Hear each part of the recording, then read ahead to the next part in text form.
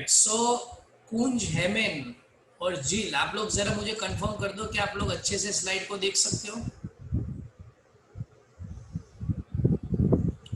Alright, अगर आपका answer yes है तो आप मुझे जरा थम्स अप कर देना ताकि मुझे पता चले। हेमेन, कड़िया, झील देख सकते हो आप लोग। राजपूत हिम्मत, स्लाइड देख सकते हो अच्छे से। Very good. So this was our first lecture. जिन जिन लोगों ने नहीं देखा है यूट्यूब चैनल पे जाके जल्दी से इसको सब्सक्राइब कीजिएगा ताकि आप ये लेक्चर देख पाओ। मैं क्विक रिवीजन ले लेता हूँ फर्स्ट लेक्चर का। अभी आपको सिर्फ देखना है, you are not suppose to write anything, आप सिर्फ देखो।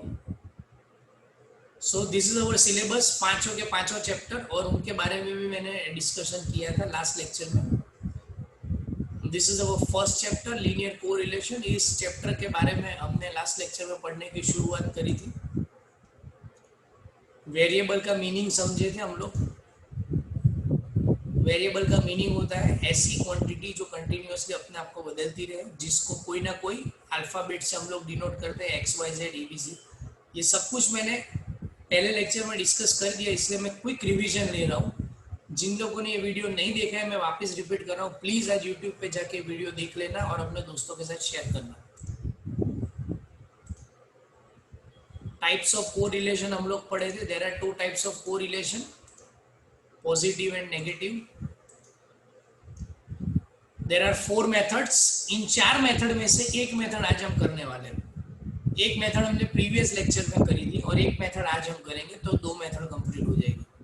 स्कैटर डायग्राम लास्ट लेक्चर में हम पढ़ चुके थे। वी हैव स्टार्टेड के भाई ग्राफ स्टैटिस्टिक्स में क्यों पढ़ना चाहिए, ग्राफ पढ़ने का इंपॉर्टेंस क्या है, स्कैटर डायग्राम्स आप क्या ढूंढ सकते हो।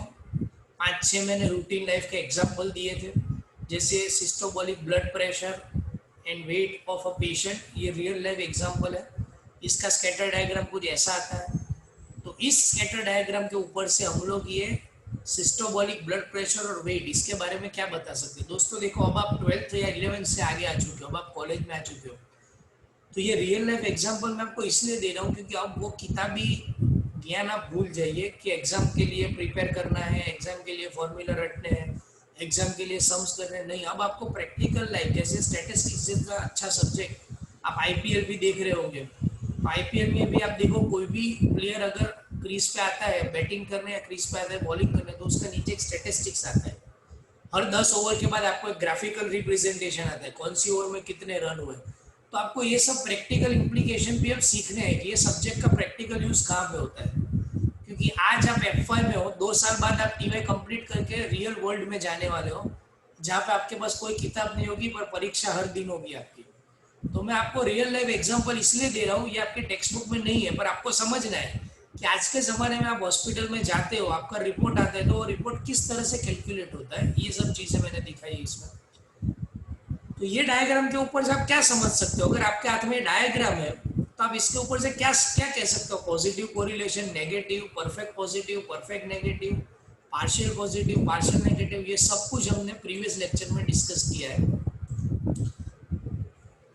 एक मैंने आप जैसे कुछ बच्चों को साथ में लेके उनका एक रिसर्च किया था, number of hours spend in study, मतलब कितने घंटे बच्चे पढ़ते हैं और उनका फाइनल एग्जाम का रिजल्ट क्या आता है, क्या उसके बीच में कुछ रिलेशन है, वो ऑब्जर्व करता हुआ एक ग्राफ मैंने यहाँ पे दिखाया है। अब ये ग्राफ क्या दिखाता है वो सब आपको, ये अगर पूरा चैप्टर आप पढ़ोगे तो अच्छे से समझ में आएगा। Age of car and reliability, मतलब कार आप आज ले रहे हो और 10 साल तक अगर वो चलती है तो उसकी रिलायबिलिटी कितनी है। अब देखो ये आप ग्राफ, अगर कोई भी बंदा है जिसको स्टैटिस्टिक्स कुछ भी नहीं आता, वो भी इसको देख के बताएगा कि सर रिलायबिलिटी धीरे धीरे कैसी हो रही है, कम हो रही है। आपने देखा है डिक्रीज हो रहे हैं पॉइंट्स।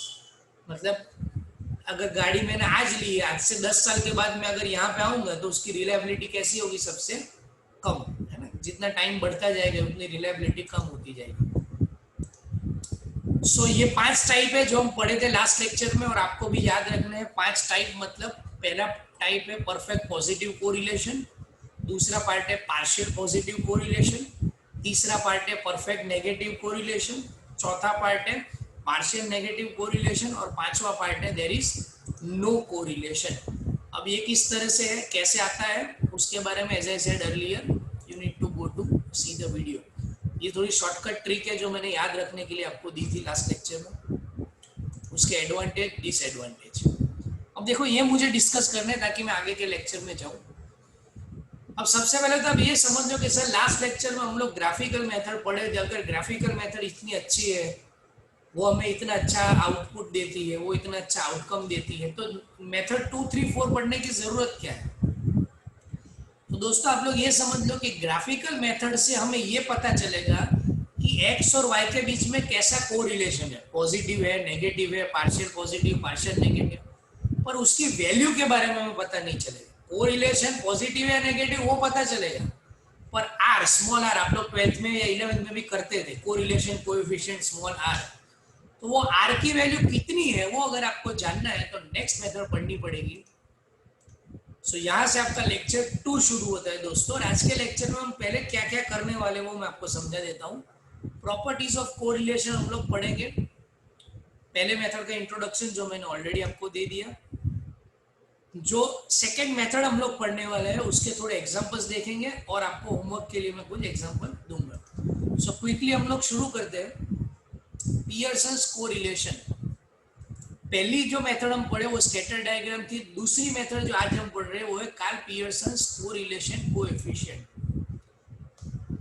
अब दोस्तों आप सबको पता है कि ये जो आर है, स्मॉल आर, वो हमें दो वेरिएबल के बीच में कोरिलेशन की वैल्यू क्या है वो दिखाता है। अब आप लोगों को अगर आर की प्रॉपर्टीज याद हो तो आपको पता है कि आर की वैल्यू जो है वो हमेशा -1 से +1 के बीच में रहने वाली है। मतलब इस चैप्टर का कोई भी सम आप करते हो तो एग्जाम में गलती से भी -1 से कम आंसर नहीं आना चाहिए और +1 से ज्यादा आंसर नहीं आना चाहिए। હું ફરી રિપીટ કરું છું, આ ચેપ્ટરનો કોઈ પણ સમ તમે કરો તો એક્ઝામમાં એનો આન્સર -1 થી 1 ની વચ્ચે જ આવવો જોઈએ। अगर आप -1 से 1 के बीच में आंसर नहीं आता है तो आप समझ लो कि आपके आंसर में कहीं ना कहीं गलती है। चैप्टर का कोई भी सम आप लेते हो, है ना, क्योंकि आर की प्रॉपर्टी है कि उसका आंसर हमेशा, ये आप डायग्राम देख सकते हो पीपीटी में, उसकी वैल्यू हमेशा ये -1 से +1 के बीच में रहेगी। और -1 से +1 के बीच में क्यों रहेगी उसका भी डिस्क्रिप्शन मैंने यहाँ पे दिया है। जैसे कि अगर आर की वैल्यू 0 आती है तो हम कह सकते हैं कि एक्स और वाई के बीच में वीक कोरिलेशन है। अगर आर की वैल्यू -1 आती है तो हम कह सकते हैं कि स्ट्रॉन्ग कोरिलेशन है। ऐसे +1 के लिए -0.75 +0.75, ये अलग अलग उसकी इंटरप्रिटेशन है जो आगे हम लोग पढ़ेंगे। ये जो भी मैंने लिखा हुआ है उसको मैं वापस इसलिए नहीं पढ़ रहा हूँ क्योंकि ऑलरेडी मैं ये लेक्चर के बाद आपके साथ शेयर करूंगा, तो आप आराम से पढ़ना, इसमें हम टाइम वेस्ट नहीं कर रहे हैं, है ना। ये थोड़ा इंटरप्रिटेशन है जो मैंने अभी आपको समझाया। अगर आर 0 है तो हम कहेंगे देयर इज नो कोरिलेशन। अगर आर की वैल्यू 0 से 0.25 के बीच में है तो हम कहेंगे वीक कोरिलेशन। अगर 0.25 से लेके 0.75 या उससे कम है तो हम कहेंगे इंटरमीडिएट है, तो पार्शियल कोरिलेशन। अगर 0.5 से 0.75 से लेके 1 से कम वैल्यू है तो हम कहेंगे स्ट्रॉन्ग कोरिलेशन। और अगर एग्जैक्टली 1 है तो हम कहेंगे perfect correlation. So this is method number 1, Karl Pearson's method. Method number 2 rather, मैंने 1 इसलिए लिखा है क्योंकि पहली मेथड में सम्स नहीं थे, इस मेथड में सम्स आने वाले। सो इन टर्म्स ऑफ एग्जांपल ये आपकी पहली मेथड है, पर चैप्टर वाइज ये आपकी दूसरी मेथड। ठीक है, अब आपके पास नोट और पेन रेडी होनी चाहिए। मैं जो फॉर्मूला यहाँ पे बताऊंगा वो सिर्फ आपको लिखना है। अब देखो आप लोग 11th-12th में भी पढ़ चुके हो, तो मैंने इसको थोड़ा बाइफरगेट किया है कि आपको अगर सिंपल कोरिलेशन कोएफिशिएंट फाइंड करना है, ढूंढना है, तो आपके पास दो ऑप्शन है। तो आप लोग नोट और पेन लेके जरा लिख लीजिएगा कि अगर if the values of mean are non decimal, सिर्फ इतना लिखना है, if the values of mean are non decimal, मतलब आपकी जो मीन की वैल्यू है वो अगर पॉइंट में नहीं आती है, ये जो येलो फॉन्ट में है हमेशा आपको उतना ही लिखना है और जल्दी लिखना है, तो उसके लिए आप लोग ये वाला फॉर्मूला यूज करोगे। जल्दी से आप ये फॉर्मूला भी कॉपी कर लो, R is equal to sigma x minus x bar into y minus y bar upon under root sigma x minus x bar whole square into sigma y minus y bar whole square. क्या आप लोग ये formula पढ़ चुके हो? पढ़ चुके हो तो मुझे हाँ कहो ऐसे, वेरी गुड। तो आप लोग ये फॉर्मूला पढ़ चुके हो, इसलिए ज़्यादा इसमें मुझे डिटेल में एक्सप्लेन करने की जरूरत नहीं, आप सबको पता है एक्स बार और वाई बार जो है वो मीन है और सिग्मा मतलब सम है। अब मैं आगे बढ़ता हूं, एक एग्जांपल मैंने बिल्कुल आपकी टेक्स्ट बुक में से लिया है, 2 मिनट लिखना बंद कर देना दोस्तों, सिर्फ और सिर्फ पीपीटी पे ध्यान देना। और अगर ये 20 से 25 मिनट आपने बिल्कुल अच्छे से ध्यान दिया तो आपको इसका एक भी सम मेरी हेल्प के बगैर आप अच्छे से कम मेहनत से कर पाओगे। तो ये आपका टेक्स्ट बुक का इलस्ट्रेशन है, उसमें लेंथ इन इंचेस आपको दिया हुआ है 3, 4, 6, 7 एंड 10। वेट दिया हुआ है आपको 9, 11, 14, 15 एंड 16। अब एक्स एंड वाई की वैल्यू आपके पास है और इसके ऊपर से हमें क्या फाइंड करना है कि ये जो लेंथ और वेट है इसके इनके बीच में क्या कोरिलेशन है। तो क्योंकि ये मेथड आप लोग पढ़ चुके हो इसलिए मैंने सोचा कि इसमें ज्यादा टाइम नहीं बिगड़ते, तो मैं सीधा आपको एग्जांपल समझा देता हूँ। पहले हमने x का एक कॉलम बना दिया, y का एक कॉलम बना दिया और हर एक कॉलम के नीचे ये जो नीचे की वैल्यू आप देख रहे हो उसको हम कहते हैं सिग्मा। सिग्मा मतलब ऊपर की वैल्यू का सम करना है, आपको टोटल करना है। तो पहला सम, पहली मेथड, उसके लिए मैंने आपको जो पहली ट्रिक बताई वो ये है कि कोई भी सम शुरू करने से पहले कार्ल पियर्सन मेथड का आप लोग ये एक्स बार और वाई बार की वैल्यू निकालो। मैं रिपीट कर रहा हूँ, कार्ल पियर्सन की मेथड का कोई भी सम शुरू करने से पहले आप लोग एक्स बार और वाई बार की वैल्यू निकालो। अब उसमें आपके पास दो ऑप्शन होंगे, अगर एक्स बार और वाई बार की वैल्यू पॉइंट में नहीं आती है तो आप ये वाला फॉर्मूला यूज करोगे जो नीचे लिखा है वो, और अगर इसकी वैल्यू पॉइंट में आती है तो हम लोग इसके बाद जो मेथड करने वाले हैं वो सम करोगे। बोलो इजी है, इसमें कोई डाउट? तो हम लोग पहले तो सिग्मा एक्स फाइंड करते वो हो गया 30, सिग्मा वाई फाइंड करते वो हो गया 65। X bar is equal to sigma x upon n, अगर किसी को नहीं पता है तो सिग्मा एक्स मतलब 30 और ये एन मतलब 1, 2, 3, 4 एंड 5, जितने नंबर ऑफ ऑब्जर्वेशन है वो। सो 30 अपॉन 5 आंसर आ गया 6। y बार की वैल्यू फाइंड करते हैं, y का टोटल हो गया 65 अपॉन n की वैल्यू है 5, तो 65 upon 5 total is equal to 13। तो x बार और y बार मिल गया हमें, और x बार और y बार पॉइंट में नहीं है तो हम लोग सीधा ये 1, 2, 3, 4, 5 कॉलम बना देंगे। पहला कॉलम कौन सा है, x माइनस एक्स बार, y माइनस वाई बार, x माइनस एक्स बार का स्क्वायर, y माइनस वाई बार का स्क्वायर और इन दोनों का मल्टीप्लीकेशन। बोलो इन सभी कॉलम में कोई डाउट है किसी को? चलिए x माइनस एक्स बार में एक एक वैल्यू सबकी बता देता हूं फिर आप लोग कर सकते हो। x minus x bar find करने के लिए x मतलब 3 और x बार मतलब 6, so 3 minus 6 that comes to -3। Is it getting clear? समझ में आ रहा है सबको? चलो second value 4 minus 6 that comes to -2। Clear है सबको? अब नेक्स्ट देखते हैं y minus y bar. Same way y की वैल्यू है 9, y बार की वैल्यू है 13, so 9 minus 13 that is -4, 11 minus 13 that is -2। ऐसे सभी वैल्यूज आपको फाइंड करनी है, नीचे उसका टोटल लिखना है। x minus x bar square मतलब x माइनस एक्स बार जो है उसका स्क्वायर करना है, -3 स्क्वायर 9, -2 स्क्वायर 4 एंड सो ऑन। y minus y bar square मतलब -4 का स्क्वायर, -2 का स्क्वायर, एंड लास्ट में x minus x bar into y minus y bar मतलब इन दोनों का मल्टीप्लीकेशन। बोलो है कुछ difficult? Once you know all this values, सबका नीचे आपको सिग्मा पता चल जाए तो ये फॉर्मूला लिख दो जो मैंने आगे लिखवा है आपको। चलिए पहली value sigma x minus x bar into y minus y bar, sigma है मतलब सम लिखना है। चलो x minus x bar into y minus y bar, उसका सम कितना है 30, तो यहाँ पे आ गया 30। चलो under root sigma x minus x bar square, x minus x bar square की वैल्यू कितनी है 30, तो ये याद रखना है कि स्क्वायर रूट में लिखना है आपको, ये गलती नहीं होनी चाहिए, स्टूडेंट ये गलती अमूमन करते हैं। Into under root sigma y minus y bar square, y minus y bar square का सिग्मा कितना है 34, कैलकुलेटर से अगर आप सॉल्व करोगे आंसर आएगा 0.94। बोलो इसमें कुछ डिफिकल्ट है? ये सब आप लोग पढ़ चुके हो, प्रीटी इजी, आपको लिखना नहीं, अभी मैं आगे बढ़ता हूं। यस अब ये लिख दो वापिस आप, ये जो येलो फॉन्ट में लिखा है वो आप कॉपी करो।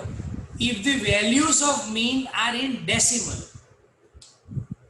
मगर अगर आपकी वैल्यूज जो है एक्स बार और वाई बार की वो अगर डेसिमल में आती है, डेसिमल मतलब पॉइंट में आती है, पहला सम हमने किया उसमें तो पॉइंट में वैल्यू नहीं थी, पर अगर कभी ऐसा कोई सम आ जाए जिसमें एक्स बार और वाई बार की वैल्यू पॉइंट में है, तो आप लोग कौन सा फॉर्मूला लिखोगे ये भी आप पढ़ चुके हो, R is equal to n sigma u v minus, ये जो ब्रैकेट मैंने बनाया है बिल्कुल आपको वैसे ही बनाया है, n sigma u v minus bracket में sigma u bracket complete into bracket में sigma v bracket complete upon under root n sigma u square minus sigma u the whole square into n sigma v square minus sigma v the whole square.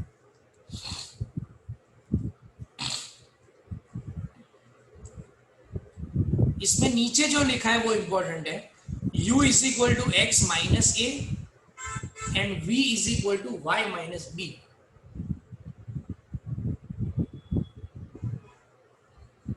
यहाँ पे a और b क्या है, a और b मतलब assumed value, अगर आपको बाजू में लिखना है तो लिख दो, here a and b are assumed value. Assumed value मतलब आपने जे किम्मत धारी है ए, जो किम्मत हम एज्यूम करेंगे उसको हम ए और बी ले सकते हैं, वो आप कोई भी ले सकते हो पूरे टेबल में से, पर मेरी एक शॉर्टकट मेथड है वो मैं अभी आपको सिखा रहा हूँ ए और बी कैसे एज्यूम करना है। ये फॉर्मूला लिख दिया सबने, ये कब यूज करना है, जब मीन की वैल्यू डेसिमल में हो। तो दोस्तों एक ऐसा एग्जाम्पल देते हैं, ये आपके टेक्स्ट बुक का ही एग्जाम्पल है, age of husband age of wife का एक डेटा आपको दिया हुआ है। अब नीचे देखो, ये थोड़े ब्लैक फॉन्ट में मैंने इसलिए लिखा है क्योंकि आप लोगों को सेल्फ असेसमेंट करना है। इसके बाद पहले हम लोगों ने एक्स बार फाइंड किया, एक्स बार मतलब इसका total sigma x upon n, x bar मतलब सिग्मा एक्स अपॉन एन मतलब इसका total divide by n, n मतलब 10, आप लोग लिखना मत सिर्फ देखना। सो टोटल है 311 upon 10 that comes to 31.1। y bar मतलब सिग्मा y अपॉन n मतलब इसका टोटल वो हो गया 257 डिवाइड बाय 10 दैट इज 25.7।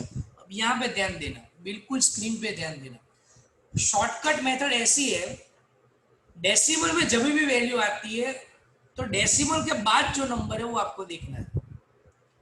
अगर डेसिमल के बाद का नंबर 5 से कम है तो आप उस नंबर को एज इट इज लिख दोगे, मतलब 31.1 पॉइंट के बाद का नंबर 5 से कम है तो मैंने इसके इक्विवेलेंट लिख दिया 31। सिंपल मेथड, स्टैंडर्ड 9-10 में आप लोग ये पढ़ चुके हो। यहाँ पे देखो आंसर है 25.7, मतलब पॉइंट के बाद की वैल्यू 5 से बड़ी है तो मैंने 25.7 को राउंड ऑफ करके लिख दिया 26। तो ये जो 31 और 26 है वो आपकी ए और बी की अज्यूम्ड वैल्यू है। ठीक है, अज्यूम्ड वैल्यू के लिए अलग अलग बहुत सारी मेथड है, लोग कोई भी वैल्यू अज्यूम कर लेते हैं, और ये मैंने आपको बहुत ही स्टैंडर्ड वैल्यू बताई है, स्टैंडर्ड मेथड बताई है जिससे आप सॉल्व कर सकते हो। मैं रिपीट कर रहा हूँ वापिस, सिग्मा एक्स अपॉन एन हमने किया तो 31.1 और 25.7 आया। आपको पॉइंट के बाद की वैल्यू देखनी है, अगर 5 या उससे बड़ी वैल्यू है तो उसको राउंड ऑफ कर देना है, एक ऐड कर देना है, और अगर 5 से कम वैल्यू है जैसे कि यहाँ पे 1 है पॉइंट के बाद तो मैंने 31 को 31 ही लिखा है, यहाँ पे 5 से बड़ी वैल्यू है तो 25 को 26 कर दिया। तो ये आपके लिए हो गया ए और ये आपके लिए हो गया बी। बोलो क्लियर है यहाँ तक? तो अब आपके लिए सम तो वेरी इजी। ओके, इसको जरा मैं प्रीवियस स्लाइड कर देता हूँ। यस, चलो age of husband and age of wife, ये हो गया हमारा x bar and y bar 31.1 25.7, उसको राउंड ऑफ करके हमने ऊपर लिख दिया 31 एंड 26। याद करो जो आगे आपने फॉर्मूला लिखा है u is equal to x minus a, v is equal to y minus b, तो ये a और b की वैल्यू मैंने आपको आगे लिखवाया, a 31 और b 26। ठीक है, यहाँ पे हो गया u स्क्वायर v स्क्वायर और u। आगे के टेबल में जो वैल्यूज हमने लिखी थी वही है, सिर्फ x माइनस एक्स बार की जगह यहाँ पे u है, y माइनस वाई बार की जगह यहाँ पे v है। बोलो क्लियर है, इसमें कोई डाउट? एक बार आपके पास ये वैल्यूज आ जाती है, उसके बाद u का स्क्वायर यहाँ पे करना है, v का स्क्वायर यहाँ पे करना है, और इन दोनों का मल्टीप्लिकेशन यहाँ पे करना है, और नीचे सबका टोटल आपको करते जाना है, और वैल्यूज आपको फॉर्मूला में सब्स्टिट्यूट करनी है। आगे जैसे फर्स्ट मेथड में किया the sum remains absolutely same, कोई चेंज नहीं है उसमें। फिर भी मैं एक एक वैल्यू आपको बता देता हूँ। This is x minus 31, x की वैल्यू क्या है यहाँ पे 23, so 23 minus 31 that is minus 8. Next value 27, so 27 minus 31, that is -4. Clear है? y की वैल्यू चेक कर दी, 18 minus 26 -8, 22 minus 26 -4. u का स्क्वायर करो, -8 square 64, -4 square 16, same way -8 square 64, -4 square 16, u ही मतलब इन दोनों का मल्टीप्लीकेशन करो। ये सभी वैल्यू को यहाँ पे रख दिया। n की वैल्यू क्या आएगी? n मतलब ये जितने ऑब्जर्वेशन है वो 10 ऑब्जर्वेशन है, तो n की वैल्यू 10 आएगी। लास्ट में आपके पास उसका आंसर आ जाएगा। क्लियर है यहाँ तक बेटा? तो लास्ट के 10 मिनट अब हमारे पास है, और ये दोनों मेथड क्योंकि आप लोग पढ़ चुके हो, तो ये दोनों सम आपको अभी करने हैं सॉल्व। दोनों क्वेश्चन आप लोग अभी कॉपी कर लो फटाफट, 2 मिनट में आपको दे रहा हूँ। ये क्वेश्चन आप लोग कॉपी कर लो, फिर ये स्क्रीन में बंद करूंगा और आप सब लोगों की स्क्रीन में वापस मॉनिटर पे लेके आऊंगा और आपको म्यूट ऑफ करूंगा, ताकि किसी को कोई डाउट हो तो भी पूछ सकते हो। ये दोनों क्वेश्चन आप लोग कॉपी करो और फिर आपको खुद डिसाइड करना है कौन सी मेथड का सम है। फॉर्मूला मैंने आपको दिया है, अच्छे से स्केल लेके टेबल वेबल ड्रॉ करके, आंसर भी नीचे दिया हुआ है, आपकी टेक्स्ट बुक का ही सम है। आप उसको सॉल्व करके मुझे दोगे।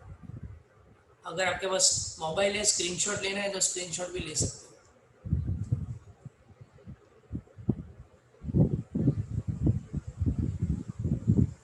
पहले आप लोग क्वेश्चन कॉपी करो ताकि मैं इसको मिनिमाइज कर लूँ। हमारे पास एग्जैक्ट 8 मिनट है, आपके पास कोई भी एक सम सॉल्व करने के लिए पूरे 8 मिनट है।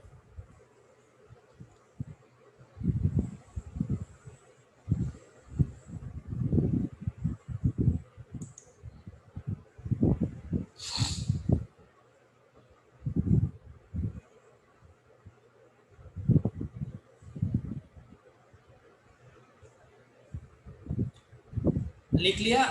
अगर लिख लिया तो जरा थम्स अप कर दीजिएगा तो मुझे पता चल जाए। Very good, very good. तो मैं इसको मिनिमाइज कर रहा हूँ अभी, और हेमन कंप्लीट हो गया।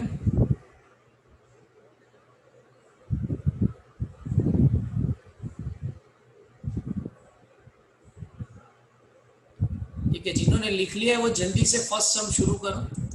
मैं स्क्रीन शेयरिंग यहाँ पे बंद कर रहा हूँ।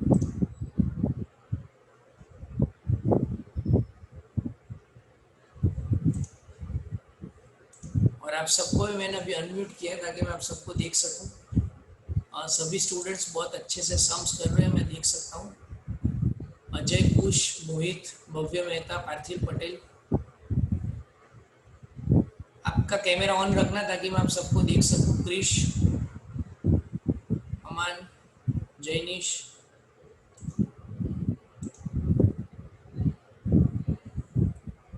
और जिनका सम हो जाए वो मुझे अनम्यूट करके बता सकते हैं। Rishabh, are you doing the सम?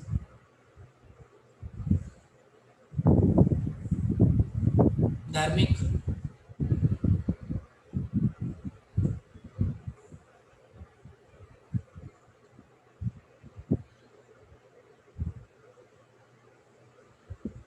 आदित्य, सम हो रहा है बेटा?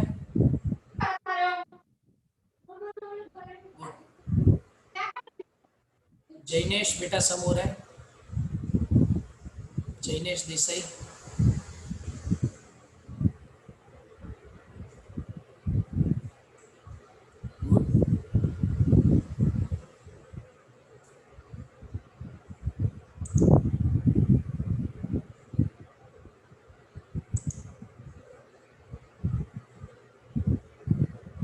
पटेल है नहीं, सम हो रहा है बेटा?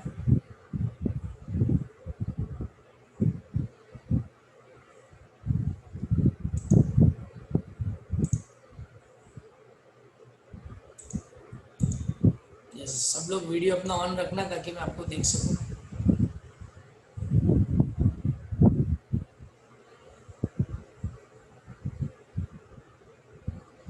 ध्रुव, सम हो रहा है? ध्रुव शाह,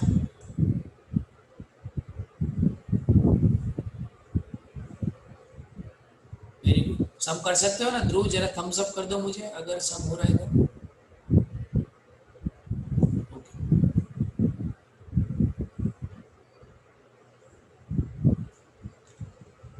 ध्रुव जरा टेक्नो से भी लगता सीधा थम्स अप इसमें भेज दिया।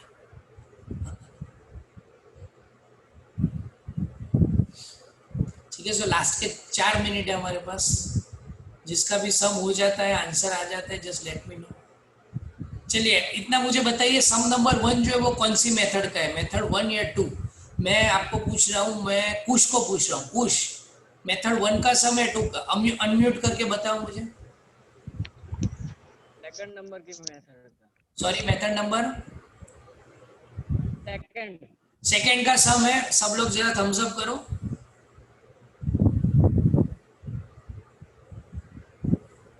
ओके, हेमेन मेथड 1 का सम है या 2 का सम है? 1 नंबर। 1 नंबर। एक्स बार और वाई बार की वैल्यू जरा कंफर्म करो।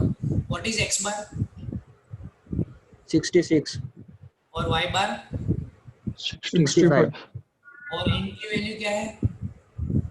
10 एन की वैल्यू 10 है। हाँ, तो डेसिमल में आया, मतलब सेकंड मेथड हुई ना। सर डेसिमल में नहीं आया। नहीं सर, 66 अपॉन 10 6.6। नहीं सर, सिग्मा एक्स का टोटल 660 है। 60 है। मुझे एक्स बार की सर वैल्यू एक्स बार 66 आ रहा है। एक्स बार की वैल्यू सर 66 है। Okay okay, so x bar and y bar are not coming in decimal, वो फाइनल वैल्यू तुम बता रहे हो। हाँ हाँ हाँ sir. So it is of method 1। Please, very good.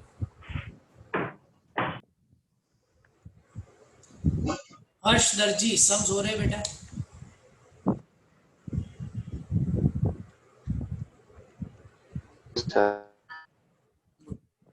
जिसका आंसर आ जाए वो प्लीज अनम्यूट करके मुझे बताओ जरा।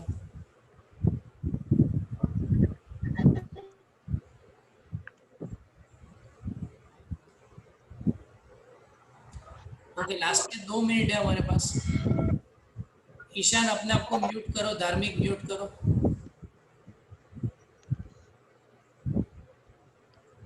Yes sir.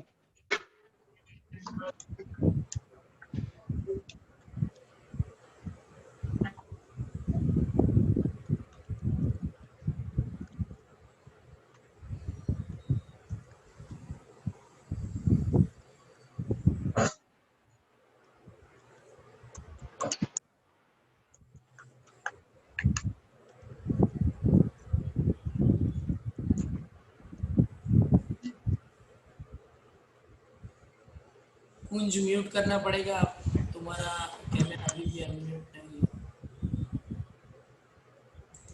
धार्मिक, तुम्हारा भी कैमरा भी अनम्यूट पे है, उसको म्यूट करो ताकि आवाज ना आए बाहर।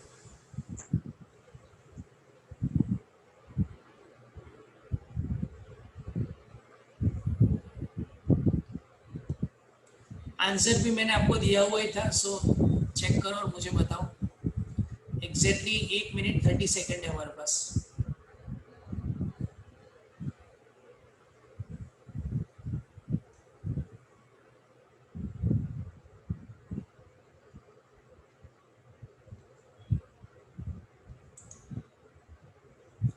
अरविंद, आंसर आ रहा है बेटा? ऋषभ, ध्रुव, नमन, रावल।